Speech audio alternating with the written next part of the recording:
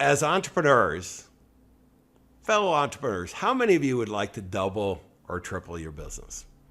I know I would. We all would. We want to make a bigger dent in the universe, if you will. And one of the ways we can do it is using today's technology. But I don't know about you. I've had some false starts along the way. And I was recently at a event, a very good friend of mine, Jason Gennard, does, called Mastermind Talk. And it was about 160 fellow entrepreneurs. We spent 4 days in Ojai together. It was just phenomenal. And I kept asking people, who's the right digital agency to help me kind of accelerate my success? And everybody kept on pointing to this one guy. And he was so busy, I didn't really get a chance to talk to him that much, other than say hi, and I'd love to have you on my podcast so I can learn a little bit more of what you're doing. And I thought, this would be a great opportunity for all of us, because he was holding court there. And really, he's been very successful in helping so many people. I heard it over and over again. He has a concept he calls the 5 pillars of really success, of that doubling and tripling your business. And if you're like me, you want to do it. So stay tuned, and we're going to go through step by step how you can do it. Ordinary success? No way. You want amazing, remarkable, exceptional breakthroughs. Dig deep, think bold, drive hard, watch yourself soar beyond your dreams. AESNation.com. Dev, I am so excited that you could join us today. I mean, you're kind of 160 guys. I'm a pretty big guy too. I know sometimes on video people will say I'm small, but I'm 6'3", 240, and I can push my way around. And you were already surrounded by a crowd, so I really appreciate you taking the time today. And I just heard nothing but great things. I want our viewers and listeners and my fellow entrepreneurs to really walk away with what you're seeing working out there, because you've got one of the most successful agencies out there. And Deb, though, before, one of the ways I always like to start is a little bit of background. Share with me how, I always kind of joke, you probably didn't wake up at age 5 and say, I am going to be a digital marketing master or guru. How did you get on this journey? Yeah, pleasure to be here, John. It's actually an interesting story. I was about 17 working at Microsoft, didn't know anything about digital marketing, and we ran into a bit of a conundrum. Back in those days, we had a search engine called msn.ca, and this was before Bing existed. And I had to send out this link, this really cryptic URL on SharePoint to about 300 people every single month. Just got tired of doing it. And so I asked them to search for it at that point in time. And I wasn't able to say the big G word, as in Google, basically. So they started looking for it, my customers. They couldn't find this URL on a search engine that we had created. And lo and behold, this is a big problem, of course, big conundrum. We pulled in our creative agency to help solve the problem, paid them a whole whack of money, and they couldn't do it, and they blamed it on the algorithm. And that's when I knew I was onto something. I started getting a little curious about how search engines worked and how content on the web was all organized. And that's, in short, how I got on the journey to becoming somebody that really is passionate about digital marketing. Yeah, Devin, this is one of the reasons why I wanted to reach out to you. I grew up in the financial services industry, and I've had the opportunity to grow a number of businesses, and it's been more the relationship side. We've got a lot of great technology for all the investments and the advanced planning things. But 6 years ago, I didn't know what an SEO was. I mean, it's, you started PPC and this and that, and all the acronyms. And what I want to do, I think most of my fellow entrepreneurs are much more knowledgeable than I was 6 years ago.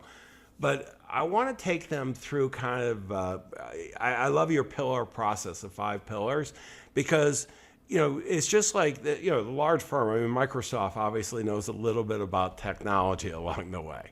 And, I'm in Silicon Valley, and I'm just surprised how many people aren't using digital marketing, kind of all the tools that are available.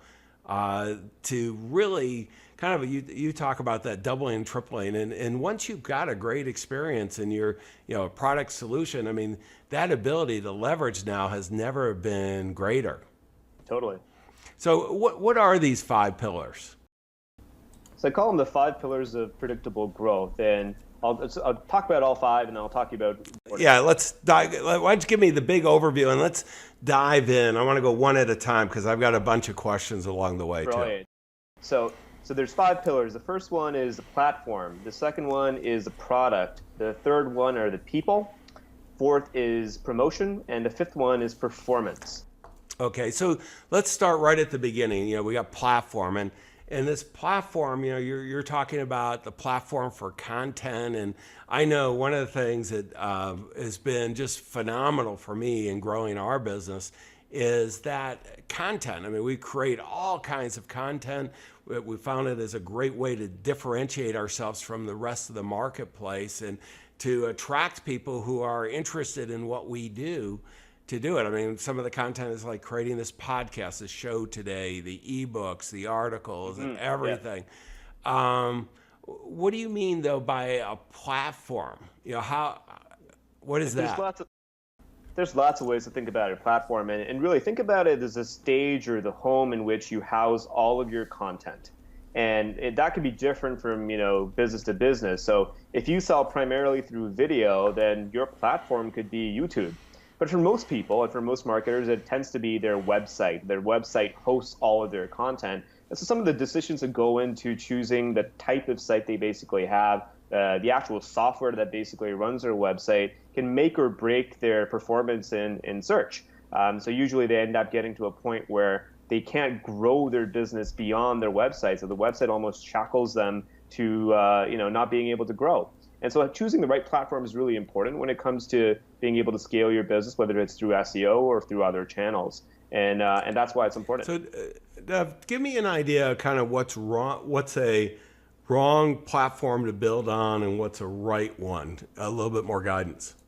Sure. So if you're trying to maybe build your business on something like Wix or Weebly or Squarespace, even for that matter, just because it's easy to get out the door and you want to get a landing page set up, that would be an example of a platform that does not scale and won't help you as your business grows.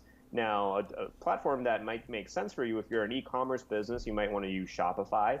If you are in a coaching business or you're primarily doing information products, that might be WordPress, for example. If you're a slightly larger business, it could become Drupal or Joomla, for example. And then as you start getting really large, you get into platforms like Adobe Experience Manager or HP TeamSite, depending on the size of your company. So, let me I'm going to go, because so many of my peers are doing this too, that we built really good sized businesses, we're profitable, we're using tools like Salesforce for our CRM, usually some kind of marketing automation, whether Pardot or Eloqua or Marketo or something like that. We use Pardot and have different. I'm using On24 for a platform for webinars and hosting some things. Is that what we're talking about, or is it something different?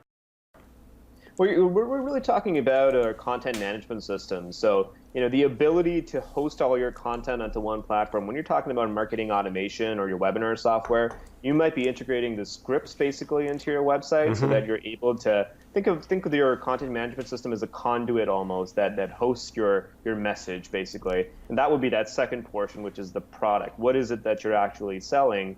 And the content that surrounds it. Okay, and so let's go. So we've got pillar one, platform, we're real clear. We got the product, and so many of the entrepreneurs, we have some that are selling professional services, some that are selling kind of digital solutions, maybe even including coaching, and then we have others that are selling tangible products, physical products.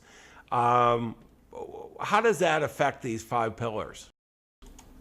Well, it affects it in the way that you start talking about your products or solutions. So, one of the things that marketers get a lot is tunnel vision, which is thinking about the way that you describe your product or solution in a way that only you understand it. So you might be using some industry lingo or jargon.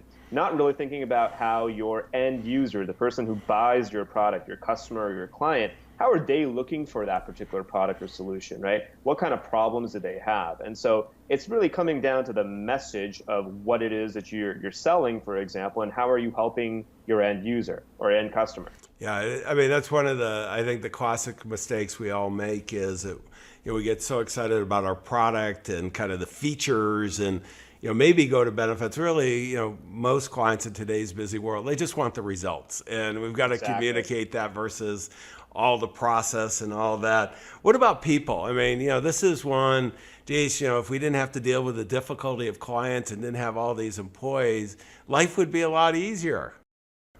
Well, people are super important. Without them, we'd have no sales. Those customers are super necessary. And so the better we understand them, typically the better our businesses do. And that comes down to really understanding, who your potential customers are, what do they look like, what are their demographics and psychographics, what kind of problems do they have, and then really trying to separate these into buyer personas. So really understanding who's the coach, for example, who's a high-end financial advisor, who's a beginner who's just starting out right now. What kind of sophistication do they have? How do they graduate from one system to the next and progress basically in their career, right? What's their income level like? So are they more likely to consume a video coaching program, or are they more likely to read blog posts? So once you start really refining all of this down and start creating these buyer personas, I can actually create a persona called John, and then put some characteristics of what John looks like and where he lives and what kind of content he consumes, for example, which really helps me shape all the content that I do. So without understanding your people, it's impossible to write content in a way that appeals to specific buyer demographics. Yeah, this is one of the things that I think my team does really well, Dov, is that we've been in the industry forever, we have two businesses, one going ahead and really having the privilege of coaching some of the top financial advisors in the world. And the second is matching successful business owners with the right financial advisors that can address their challenges. And what we find is we have our own opinion, having been in the industry for an awful long time, and we're right, but we also find that by doing regular surveys and reaching out the different ways that we can now, I mean, so cost effectively, there's always that 15 to 20% that we're surprised when we do these surveys, and that allows us to put together, whether it's an avatar or ideal client or however you describe it. I mean, you can really have these people, make them real and paint that picture, and it's a lot easier to serve them both in the marketing prior to being a client and then through the client experience. Yeah, you hit the nail on the head with that one. Yeah, what would you, how do you see, because so many businesses don't do surveys. I mean, how would you see, what would you be recommending to your fellow entrepreneurs who, they've got a successful business, but they're not really clear. And, I'm big on this concept of focus and simple and elegant. I mean, and that's why I love the digital stuff now, because you can measure, you can get focus. We're going to talk about how to do that, but how do you identify who it is that you really want to work with? Well, so there's lots of ways of being able to get survey data without actually doing the survey. So, if you're getting any amount of traffic on your site and you've got some analytics software on there, maybe it's Google Analytics, for example, or even if you just have a customer list, you've got email addresses and phone numbers, between Facebook and Google, you can upload that data in and understand some pretty neat characteristics about your list, essentially. This could be a list of your existing customers, right? If you have something like Google Analytics, they've got some amazing demographic data in there that helps you get down to income, age levels, for example, affinity segments, so they can tell you what kinds of affinity segments they basically have. Are they movie lovers or Netflix watchers, for example? And then when you start really pairing and sort of stacking those things together, you can start building they're painting a picture of being able to do that. The other thing that I really recommend are micro surveys. So not the typical survey that takes 5 minutes to finish, for example, and you might give something like a $50 Amazon gift card. The uptake rate on those is pretty low. You get something between a 0.5 to 1% participation rate. But if you started doing micro surveys, these are where you might see a little sort of pop over on a page that asks you a question like, was this page helpful to you? What was the one reason why you didn't check out today? And it's usually a multiple choice question or a radio checkbox. That can give you a ton of good data from people that you've already paid for in terms of acquiring the traffic, or that maybe they're people that are on your list and they've come in through some email promotions you're doing or whatever. But the point is that you want to really use the existing traffic you have to constantly poll them to see whether their user experience is really meeting the standard that you're setting out in terms of the content you're creating. Okay, so we've got the first three now. I mean, we've taken care of. Very first, we've got the platform. We're going to have all our content based. We got clarity on the product, and we've now really understand who we're marketing to, and we've used these sophisticated tools. We've got the people.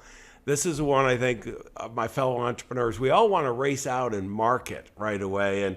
And if we don't lay this foundation that you've been saying, I mean, you can waste an awful lot of money. But how do you see, we set a high bar. We said if you want to double or triple your revenue, a lot of us kind of go, you roll your eyes at, there's no way that could ever happen. How do you do that kind of promotion to actually build to that level? Right. Well, it can be done. We did about $500 million of business that we generated purely through SEO for our clients last year.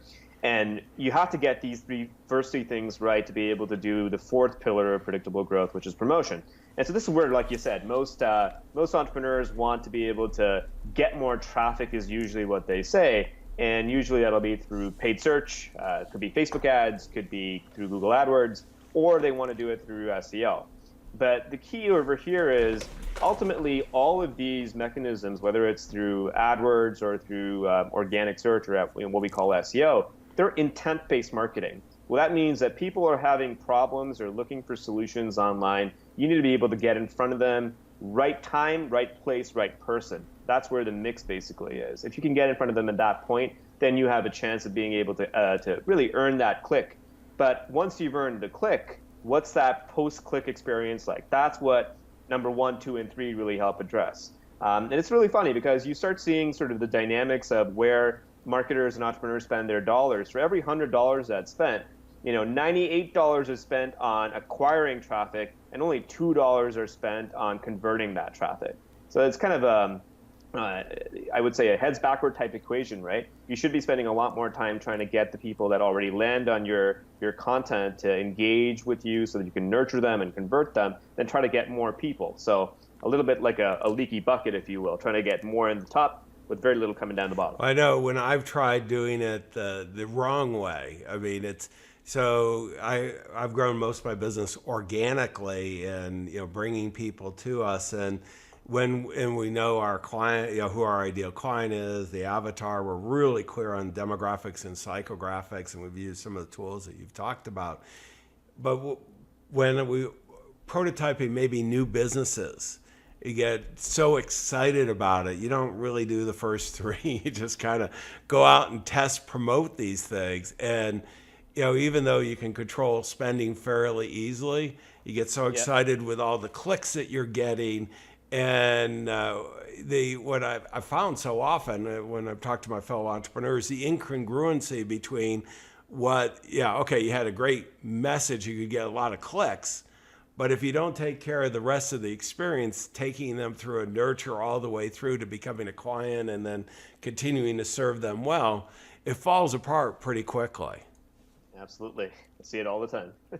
Well, and so one of the things that, Dev, I want to go, because I was introduced to you for the search engine optimization, and we were talking before I turned on the camera. Is one, particularly on the financial advisor side, less on the business side, but on the financial advisor side, people don't usually wake up, at least my experience with financial advisors, in the morning to go ahead and do a Google search or a Bing or a Yahoo search for top coach for financial advisors. I think when I look at the keyword, it's about 100 in a month. So it's I don't know. I'm going to put a lot of time in to capture those 100 type thing, but maybe I should. That's another thing.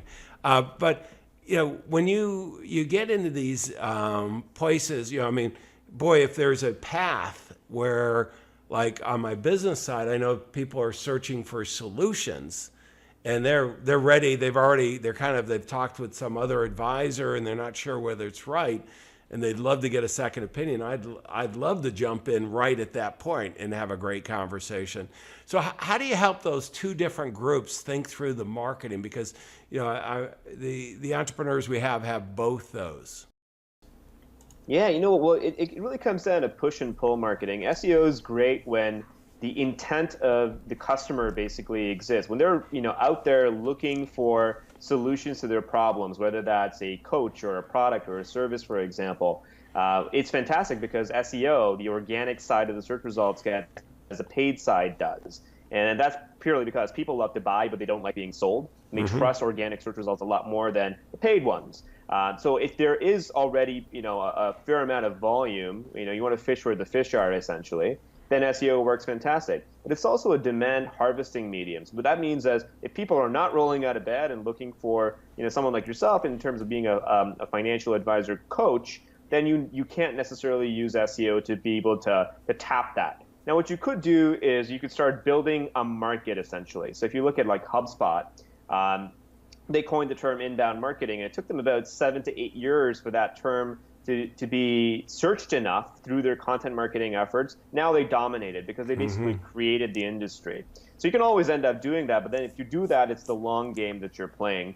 If you're in the process of trying to get in front of coaches who could use an advisor, or rather a financial advisor who could use a coach, you want to think about other particular channels, like Facebook would be a fantastic one, or even using Google AdWords with the display network and getting onto the forums where financial advisors talk to each other. And that would be a good way of putting an ad right in front of them when they're talking about how they could double down on their earnings for earnings goals for 2016.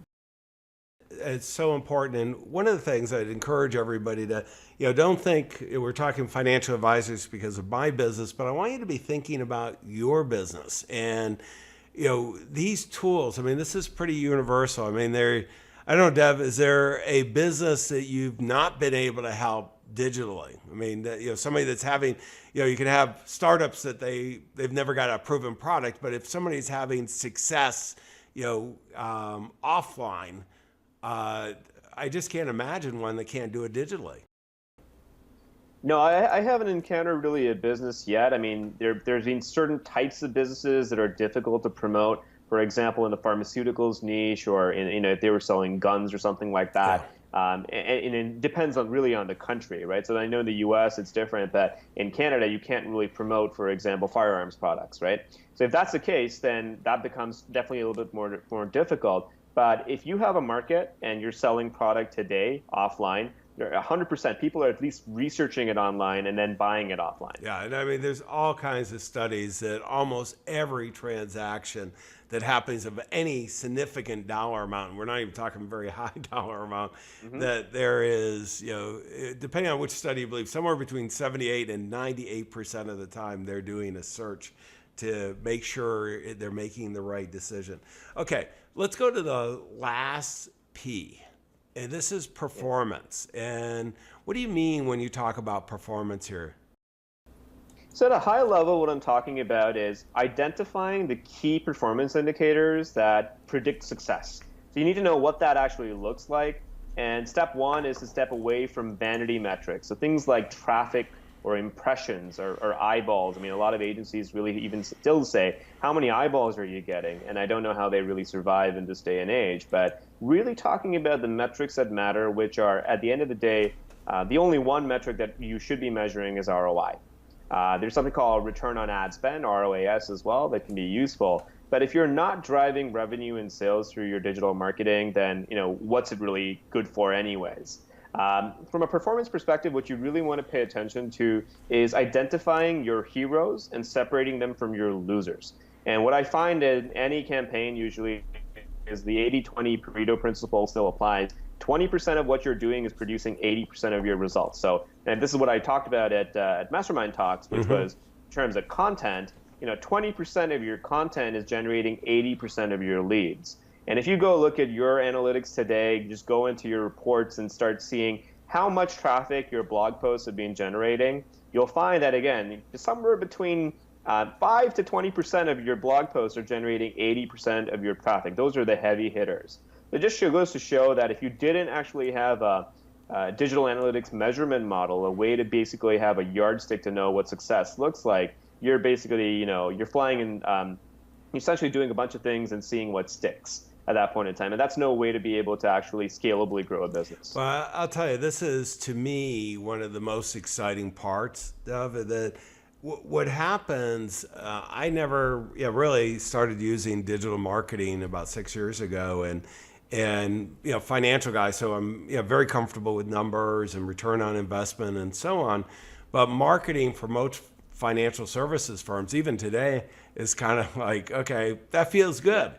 And I've got a great marketing group working with me, a big team, and what we find is we no longer have debates anymore, because what's so powerful about digital is, the concept of separating the heroes and losers, very hard analog. But once you get to digital, what you can do is you don't have to spend a lot of money to test ideas. So if somebody says, I really think this is a great idea, it's, the response of the whole group is, well, test it, test it, Yep. prove it.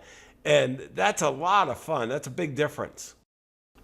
And when you're doing it right versus wrong is if you have a lot of conversations with your team where you say, I feel like it's working versus I know this is working. Whenever an emotion comes in and you're talking about how you feel or you think, at that point in time, you don't have a measurement model that everybody can agree on. It really is binary. You're either succeeding or you're not. And that's where, knowledge basically comes in. But that means having to agree upon the same barometer or yardstick to measure what success looks like. Well, and I know you were talking about at Mastermind Talk, I was hearing that, this hero and loser, and this is something that is one of those blindingly obvious concepts that nobody does really, to the level they should, where, when you have something that's running, reallocating the spend to the heroes and just that magnitude of growing is just pretty phenomenal.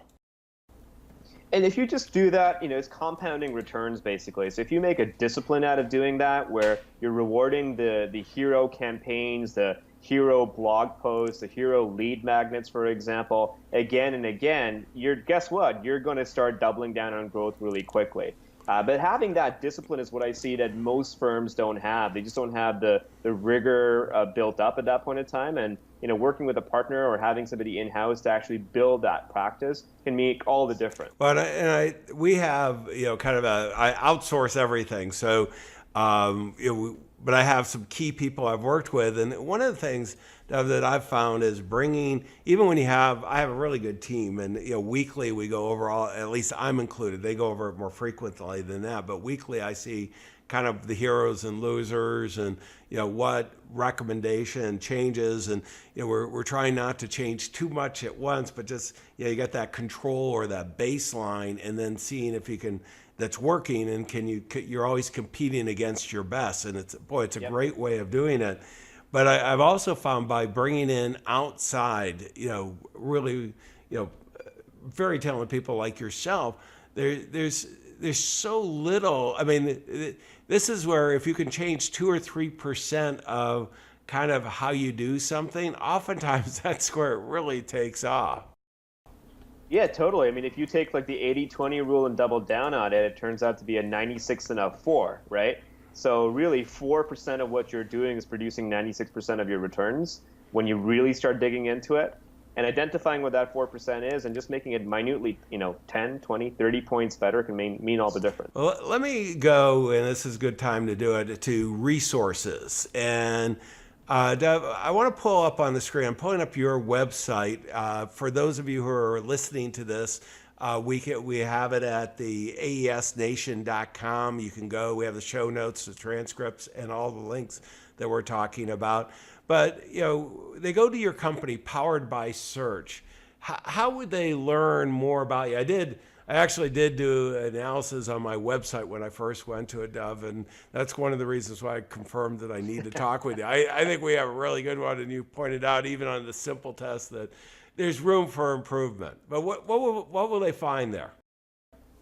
Well, I think you could go over to our resources section. We've got tons of content on there, depending on whatever channel it is that you're trying to optimize, whether that's trying to figure out how to, hire a digital agency, or you want to watch a webinar on the mistakes that you shouldn't be making with your AdWords campaigns or your Facebook campaigns. It's all over there. So I encourage you guys to basically check it out. And there's also a conference that we do as well, John. It's called Inbound Con. That's inboundcon.com. Let me put that up on the screen. And we every October you do this now. Is that correct? That's right. Yeah. In Toronto.